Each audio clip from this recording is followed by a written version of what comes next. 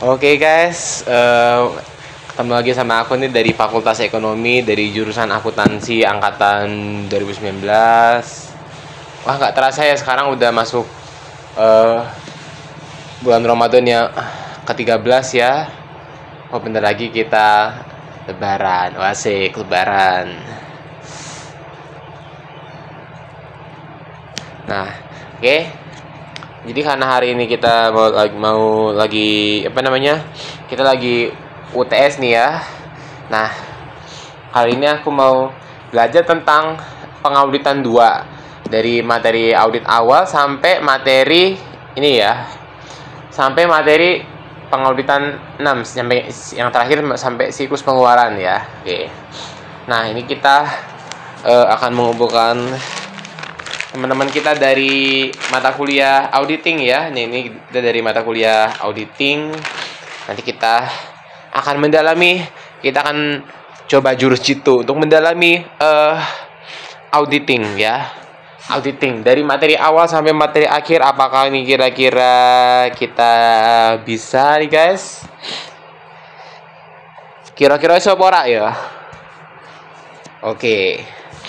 Nah, kita langsung saja masuk ke auditing. Sebelumnya pertama ini kita ada KKP atau kertas kerja pemeriksaan. Oke.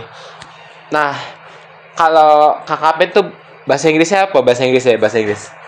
Audit working paper. Audit working paper. Nah, itu bahasa Inggrisnya kertas kerja pemeriksaan, ya lur. Nah, kalau nggak ada KKP, itu apa yang akan terjadi? Itu nggak ada bukti audit ya guys ya. Oke, KKP. Oh, KKP nih bos, senggol dong. Rano KKP, rano bukti audit. Bendino mangan tempe, ngombe kunyit. Ayo sopo ki? Sik koyo ngono kuwi ayo. Yes. Kita masuk SPI klien nih. Ini biasanya sering keluar nih. Mengapa auditornya harus memahami SPI klien? Nah, supaya kita bisa menemukan jawabannya, kita cari tahu dulu. Sistem pengendalian intern, you can call me SPI. Nah, ada lingkungan. Jadi ada lingkungan pengendalian. Yang pertama kalau sistem pengendalian intern itu tuh. Nah, lingkungan pengendalian tuh misalkan contohnya itu misalkan kas ya. Kas itu kan bagian dari aset toh. Nah, kas itu tuh perlu dikendalikan nggak? Perlu ya. Karena kas itu tuh aset yang paling liquid ya. Terus dalam SPI itu ada lagi namanya penilaian resiko dalam sistem pengendalian intern. Misalkan kas ya, untuk akun kas itu tuh resikonya besar sekali kalau kas itu untuk diselewengkan. Kenapa kita harus ngerti SPI ini untuk setiap akun yang ada di laporan keuangan ya? Karena ketika kita memahami bisnis klien, oh ini perusahaan manufaktur, oh ini perusahaan dagang, kita tahu resikonya gitu. Nah, terus aktivitas pengendalian nih kalau di kas ya, itu sudah ada pemisahan tugas. Nah, terus kalau untuk pembayaran kas itu apakah sudah ada pemisahan buat bayar kas? Nah, seperti itu, ya. Terus untuk informasi dan komunikasi. Nah, jadi di akun ini sudah wajar kalau kas misalkan kas ini sudah dilaporkan ke direktur keuangan, ya. Apa dimasukin ke gudang gitu, tok lebok kayak gudang gitu kan nggak langsung. Jadi info dan komunikasi itu tuh pengawasan ya. Apakah kas itu sudah ada pemisahan tugas ya? Apakah sudah ada informasi dan komunikasi yang jelas untuk kas atau belum gitu ya. Nah, itu SPI, sistem pengendalian intern ya. Lalu ada temuan auditor. Oh, ini gambarnya Doraemon ya ini ya. Hahaha, aku sayang sekali temuan auditor. Oh, jadi nyanyi ya ini ya. Oke.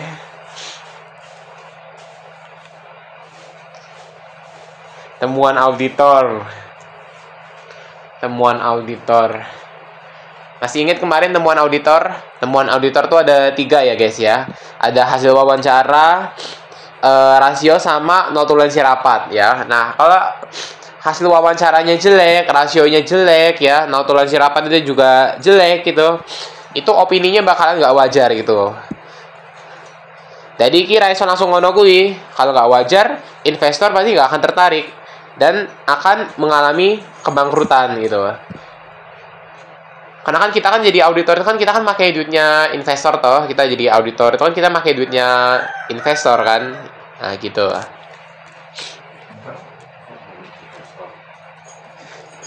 Independen itu investor. Apa? Audit itu independen enggak? Independen biaya maksudnya? Katakan kamu kalau kamu punya jadi auditor publik, kamu independen sendiri, biaya sendiri, bukan biaya investor. Bukannya auditor ki nganggo duitnya investor toh kan biar memahami bisnis. Audit itu duitnya investor yang diaudit. Oh. Tapi penggunaan yang pengguna biaya audit itu bukan biaya investor ya kita. Oh, berarti penggunaan biaya audit itu biaya kita bukan biaya investor berarti. Jadi yang pakai duitnya investor itu yang diauditnya Yang gitu. Auditnya itu, yang diauditnya. Uangnya investor yang diaudit itu. Oh, iya gitu. Uangnya bukan investor, uangnya klien. Uangnya klien. Kan kemarin kan gini toh, kemarin kan kalau kata dosen aku, auditor kan kita harus memahami ini dulu tuh bisnisnya klien itu seperti apa. Atau kita auditor harus tahu dulu bisnis klien seperti apa. Misalkan ini perusahaannya perusahaan apa, misalkan perusahaan manufaktur, perusahaan dagang, perusahaan ekspor impor gitu lah. Ya kita auditor harus tahu dulu toh, gitu. Ya harus tahu karena kenapa kebijakannya kan beda nanti. Misalnya kalau dia perusahaannya ekspor impor kan ada biaya pengiriman barang. Oh gitu. Kalau dia bukan biaya barang, kan dia nggak ada pengiriman barang. Kalau apa? Kalau bukan biaya yang bukan biaya ekspor impor. Misalnya, kalau perusahaannya cuma perusahaan dagang biasa, Ya. nggak ada. Ini kan masukin. Jadi kita nggak perlu mengaudit biaya itu, biaya transportasi. Dia semuanya di drop sama orang, sama perusahaan yang mengirim barang. Gitu. Perusahaannya dia, jadi dia nggak ada biaya, nggak ngitung biaya transportasi. Jadi lihat dulu perusahaannya apa bidangnya, jenisnya, besar apa kecil perusahaannya. Terus kan kebijakan auditnya itu kan beda kalau besar, kecil, perusahaan sedang, yang big apa aja. Makanya orang itu perlu pengalaman dalam bekerja, jadi tahu kalau besar apa yang harus diiniin, kalau perusahaan kecil apa yang nangannya gimana, kalau perusahaan sedang apa yang nangannya gitu. Oh gitu. Pengalaman. Tapi kalau misalkan masih fresh graduate gitu, masih lulusan, misalkan aku baru lulus S1 ya misalkan, ya kan masih fresh graduate tuh, jadi belum punya pengalaman kerja sama sekali itu. Nah, itu terus harus gimana itu? Kalau pelajari pelan-pelan dari case pertamanya, pelajari case pertama. Oh, ternyata kalau perusahaan kayak gini tuh yang di audit hanya ini. Nggak perlu semuanya. Oh gitu.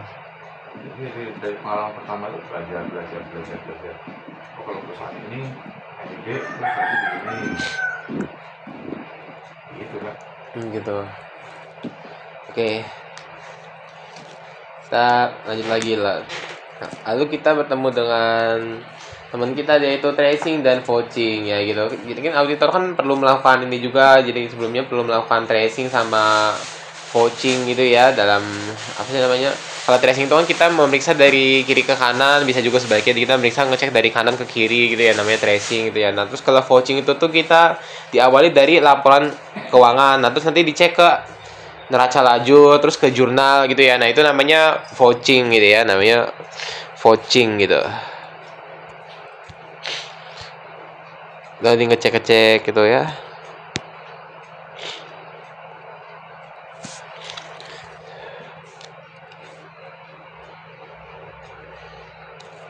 Jadi udah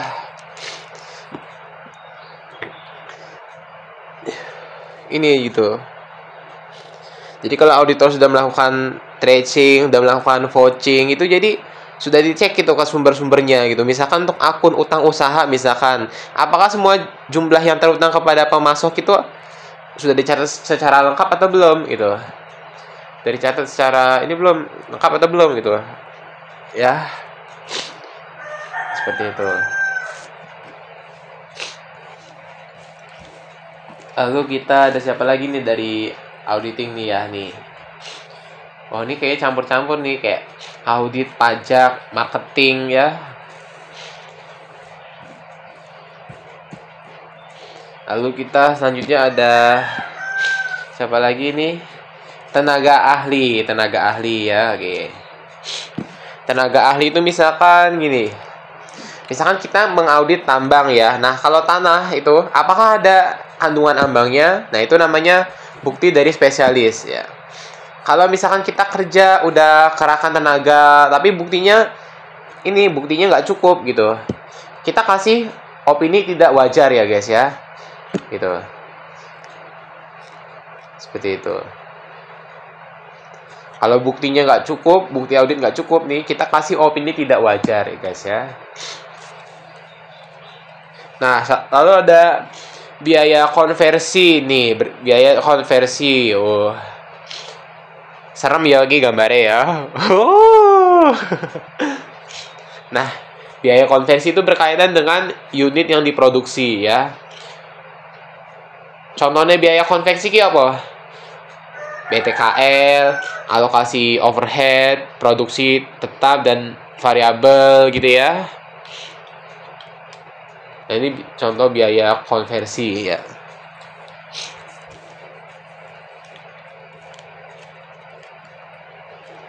Lalu kita ada lagi si cut off, pisah batas audit. Nah, ini kemarin kita yang pertama yang udah kita kenal dari kemarin aku tuh pertama kenal sama cut off tuh dari ini ya, dari pertemuan ke berapa ya, keempat ya, aku pertama kali kenal cut off itu, pisah batas audit. Oh ya, itu yang pertemuan keempat ya. Nah, cut off misalnya kita ngaudit tanggal 31 Desember ya. Katakan di sini masih belum dilunasi. Katakan dilunasi tanggal 10 Januari. Katakan piutang tanggal 31 Desember itu 100 juta. Pada tanggal 10 Januari, piutang ini dilunasi. Jadi auditor itu harus melihat cut off gitu. Jadi auditor tuh hanya mengaudit laporan keuangan 31 Desember ya. Misalkan tahun kemarin tahun 2022 misalkan. Cuma mengaudit laporan keuangan tahun 31 Desember tahun 2022 gitu. Nah, auditor itu juga harus tahu piutang yang tak tertagih itu seberapa gitu ya. Juga harus tahu auditor gitu. Terus nanti piutang ininya berapa gitu. Nah, itu auditor harus tahu itu, auditor. Oke. Lanjut, habis itu kita ada ini lagi nih ya. Strategi audit. Oke. Strategi audit. Ini gambarnya gede ya iki ya. Wah. Kayak kuda laut iki. Halo Lur. Akulah strategi audit. Jadi nek ngembangke strategi audit ki auditor ki dong kudu nganggo pengujian audit. Gue nentuke apa? Nek laporan keuangannya kuwi wis wajar apa urung? Sudah wajar atau belum laporan keuangannya? Auditor harus tahu itu. Nah, pengujiannya itu ada 5 ya. Wes apa wae iki? 1. Prosedur pemahaman atas pengendalian intern ya. 2. Pengujian pengendalian intern. 3. Pengujian substantif atas transaksi. 4. Prosedur analitis. Nah, ini yang kemarin dibahas nih ya, yang sering kita bahas nih ya, prosedur analitis nih. Terus yang kelima, pengujian terinci atas saldo gitu ya. Prosedur analitis kemarin. Ini kemarin udah pernah kita bahas loh ini. Prosedur analitis artinya apa wingi? Jadi gimana caranya auditor buat menghubungkan informasi yang satu dengan yang lain. Misalkan ini sama ini kira-kira masuk akal gak ini kira-kira informasi sama yang ini. Iki gak tuh ora karo kuwi. Dan begitu dan seterusnya gitu ya. Nah, jadi auditor tuh seperti itu harus ini gitu ya. Harus apa jenenge harus jelimet ya. Harus memperhatikan detail gitu ya terhadap laporan audit. Nah, seperti itu. Langsung saja kita masuk ke prosedur analitis ya buat kalian yang penasaran. Prosedur analitis ki apa toh? Prosedur analitis ki apa aja sih contohnya tuh? Nah, oke, langsung saja kita bahas prosedur analitis. Nah, jadi prosedur analitis ini tuh termasuk langkah ketiga dalam perencanaan audit ya. Jadi prosedur analitis itu tuh auditor ngelihat laporan keuangan dari angka-angka itu. Dia ngelihat laporan keuangan dari angka-angka itu tuh auditor berusaha mencari hubungan-hubungan yang masuk akal gitu. Nah, prosedur analitis itu tuh bisa terkait dengan rasio-rasio dan angka dalam laporan keuangan ya. Prosedur analitis itu tuh harus dilakukan pada awal perencanaan dan pada akhir perencanaan gitu. Gitu ya. Prosedur analitis itu termasuk bukti audit bukan sih? Termasuk ya. Prosedur analitis ya. Wawancara bersama klien, perhitungan ulang gitu. Nah, itu termasuk bukti audit semua itu. Nah. Oke. Lalu ada screening ya, ada screening gitu. Tadi lupa tadi. Tadi kalau prosedur analitis itu tuh standar audit nomor berapa sih yang mengatur tentang prosedur analitis itu tuh, dan standar audit nomor 520 ya. Standar audit nomor 520 tentang prosedur analitis. Oke, lanjut ya. Ikan hiu, ikan cucut, lanjut. Oke. Kita ketemu lagi sama si screening ya, screening.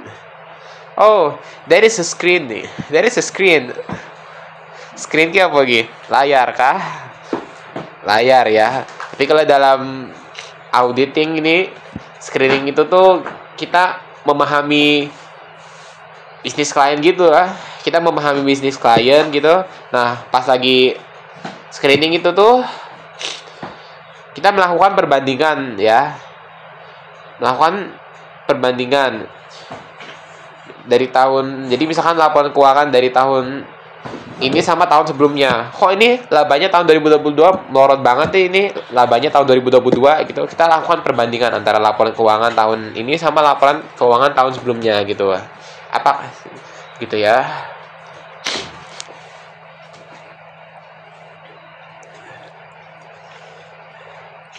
Lalu habis itu kita ada siapa lagi nih?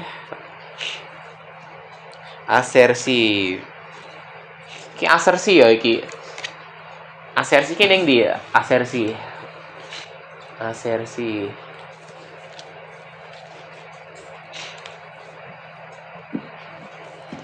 Oke, asersi. Oke, ini asersi ya. Halo guys, namaku Asersi. Akulah pernyataan manajemen dalam laporan keuangan. Jadi kalau kalian buka IDX itu kayak Bursa Efek Indonesia gitu toh. Kan ada laporan keuangannya toh. Nah, di bagian depannya itu tuh ada pernyataan dari manajemen. Nah, itu namanya asersi ya. Jadi kalau laporan keuangan misalkan dari perusahaan PT apa, misalkan di situ perusahaan PT, nanti di bagian depannya kan, nah itu di bagian depannya pernyataan manajemen itu kita sebut dengan asersi gitu ya. Tapi aku asersi kemarin tuh asersi itu pernah ketemu loh sama siklus pengeluaran loh, terus dia katanya siklus pengeluaran kemarin tuh tujuan audit siklus pengeluaran itu tuh berkaitan dengan asersi loh. Nah, Terus tiap asersi itu tuh punya tujuan terhadap transaksi atau saldo-saldo akun ya. Nah, ada apa aja sih asersi itu? Mungkin kita perlu melakukan audit mengapa kita perlu melakukan audit pada siklus pengeluaran kaitannya dengan asersi. Oke, langsung saja kita bahas ya. Nah, jadi asersi itu ada 5 ya guys ya. Ada keterjadian dan keberadaan gitu ya, ada kelengkapan gitu. Nanti auditor fokusnya ke transaksi gitu, terus ada hak dan kewajiban, ada penilaian atau alokasi, terus ada perjanjian dan pengungkapan gitu. Nah, keterjadian dan keberadaan itu tuh auditor nanti bakalan fokus di transaksi yang akan ada di perusahaan gitu ya. Nah, laporan keuangan yang diaudit nanti biasanya ada tanggalnya per 31 Desember ya. Nah, kalau neraca itu tuh per atau untuk ya. Ayo, neraca itu tuh per 31 Desember atau untuk 31 Desember, ayo. Per 31 Desember ya. Kenapa neraca itu per 31 Desember? Karena menunjukkan akun-akun real tanggal 31 Desember gitu ya. Jadi tanggal 30 sama tanggal 1 Januari itu tuh transaksinya aktiva pasifanya itu ya beda lagi gitu. Gitu ya. Kalau laporan laba rugi itu untuk periode yang berakhir ya. Jadi dia untuk 31 Desember ya, bukan per ya guys ya. Gitu. Nah, kelengkapan itu transaksi yang terjadi pada periode yang diaudit ini sudah lengkap dicatat ya. Jadi auditor tuh sudah melakukan namanya tracing sama vouching ya. Jadi udah dicek ke sumber-sumbernya. Nah, misalkan untuk akun utang usaha, apakah semua jumlah yang terutang itu tuh kepada pemasok itu sudah dicatat secara lengkap atau belum gitu. Oke, selanjutnya akan dijelaskan oleh asersi. Baik, saya akan menambahkan penjelasan dari asersi tadi. Oke. Wes ya, sekarang aku mau melanjutkan penjelasan dari asersi. Oke, yang ketiga ada hak dan kewajiban ya. Kalau dulu saya belajar PKN, hak itu tuh sesuatu yang harus diterima gitu ya. Nah, jadi hak dan kewajiban itu, apakah entitas punya utang sebagai akibat dari adanya transaksi pembelian yang tercatat selama periode yang diaudit sudah dicatat? Apakah sudah dicatat itu? Apakah utang-utang yang dicatat di sini sudah benar? Jangan-jangan kemarin udah dilunasin tapi sudah kita catat gitu. Jadi nanti uangnya malah lebih besar gitu ya. Oke, lanjut. Yang keempat, ada penelitian atau alokasi ya. Jadi auditor itu tuh memastikan bahwa semua transaksi pembelian dan pengeluaran kas itu sudah dicatat dan dilaporkan dengan benar gitu ya. For example like kas yang ada di bank atau kas yang kita miliki ini, itu pencatatannya beda nggak tuh pencatatannya itu? Kas yang ada di bank sama kas yang kita miliki. Kira-kira beda tuh sama pencatatannya?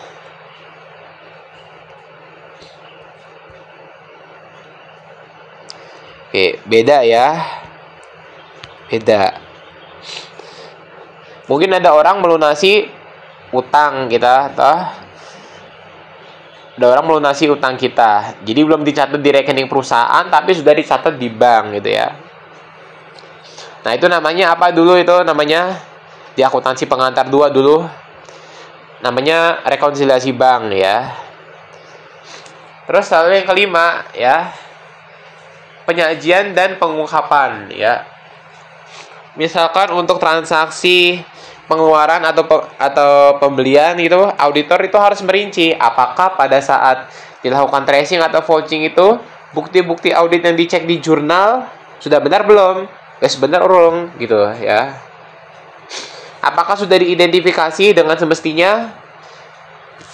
Misalnya untuk akun pembelian aset tetap kayak gedung, tanah, kendaraan gitu ya, itu harus ada laporan lengkapnya gitu ya. Riwah ya jadi auditor. Nah gitu, seperti itu ya. Oke, lalu kita ketemu lagi sama siapa nih? Auditor internal ya. Auditor internal itu. Kalau auditor internal tuh dia auditor apa sih? Auditor internal itu auditor yang memang tugasnya tuh memang dia tuh benar-benar mengaudit di perusahaan itu gitu ya. Yang kalau auditor eksternal kan kita kan nyewa auditor dari luar perusahaan atau disewa atau auditor eksternal toh gitu. Ntar dia nanti kerjanya tuh di ini nih, dia di KAP gitu ya, ntar dia di BPK gitu ya, nanti dia di KAP BPK gitu ya. Oke, auditor internal itu tuh, oke langsung saja. Hey guys, my name is auditor internal, you can call me AI.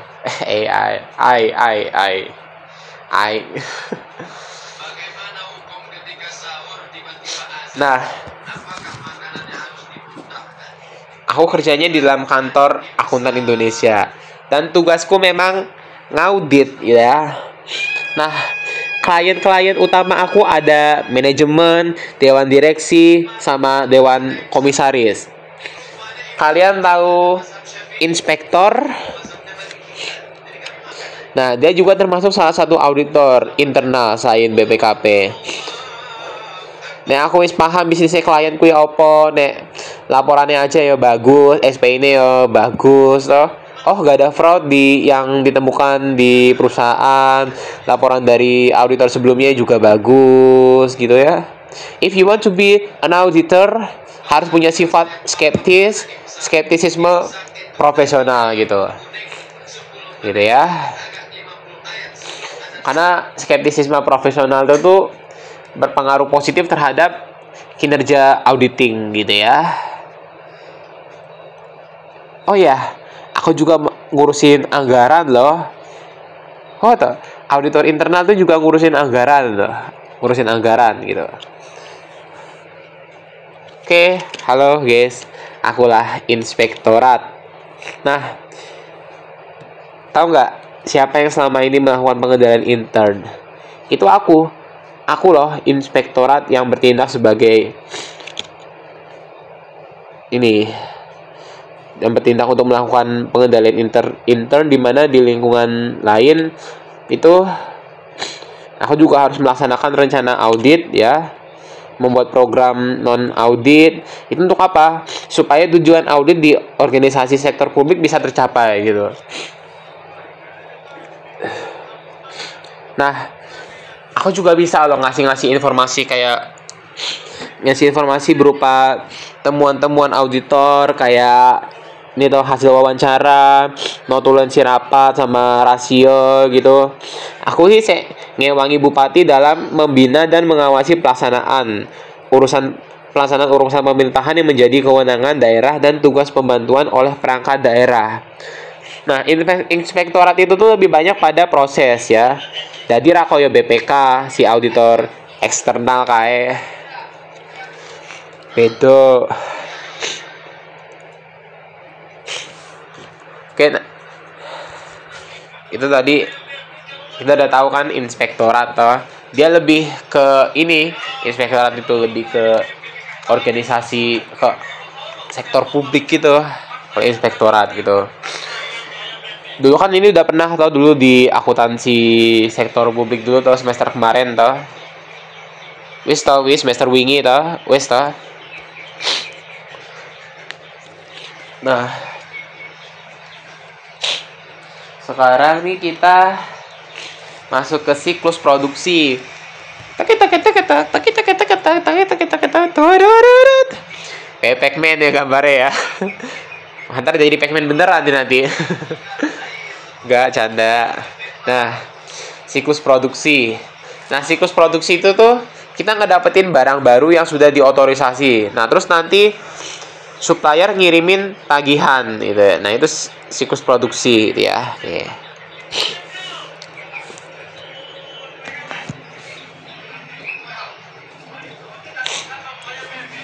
Lalu ada siapa lagi nih selanjutnya? Audit evidence. Audit evidence. Siapa itu audit evidence? Tara, bukti audit gitu ya. Akulah bukti audit. Nah, jadi bukti audit itu kayak informasi yang ngedukung suatu laporan keuangan gitu. Nah, isinya itu ada data-data akuntansi sama informasi penjelasannya. Nah, apakah semuanya diperiksa? Nggak semuanya ya. Yang diperiksa itu tuh yang jumlahnya cukup besar. Yang jumlahnya gede, yang diperiksa ya. Jadi kalau kita nge-audit itu ya, struktur organisasinya mana, job desk-nya mana. Nah, nanti bakalan dilihat di dalam bukti audit gitu ya. Nah, syarat-syarat bukti ya. Itu yang pertama cukup ya. Cukup itu jumlahnya harus mewakili transaksi-transaksi dalam setahun. Terus habis itu kompeten gitu. Nah, kompeten itu tuh harus relevan, harus valid, berkaitan dengan kualitas gitu ya. Terus prosedur audit itu gunanya buat apa namanya? Kita beda lagi ya.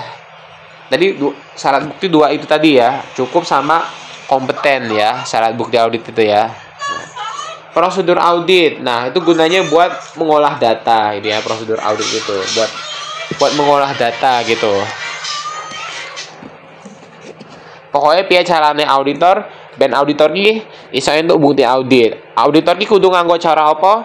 Ben auditor ki iso entuk bukti audit ya. Oh, apa auditor ki kudu ngene apa kudu iki. Pokoknya gimana lah caranya gitu biar auditor bisa dapat bukti audit gitu. Nah, itu namanya prosedur audit. Apa mau jenenge prosedur audit ya.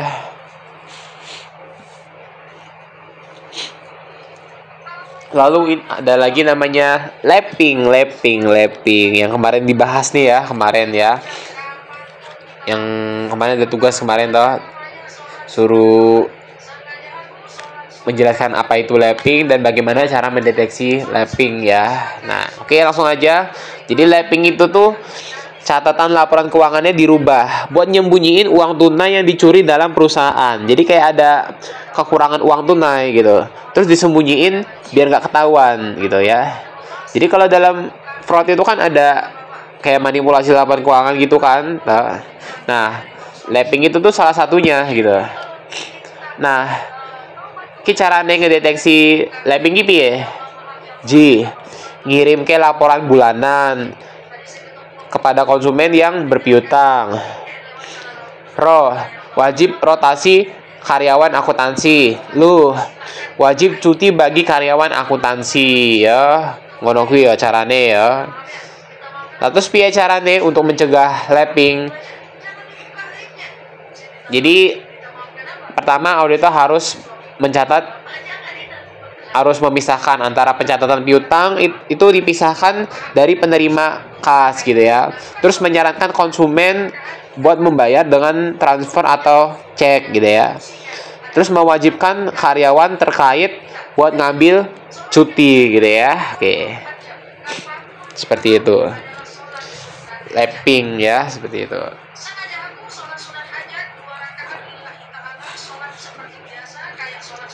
Oke, gitu aja karena waktu kita udah tinggal ini ya, udah sebentar lagi nih. Oke, jadi kita akhiri sampai di sini. Semoga untuk ujian hari ini bisa lancar ya.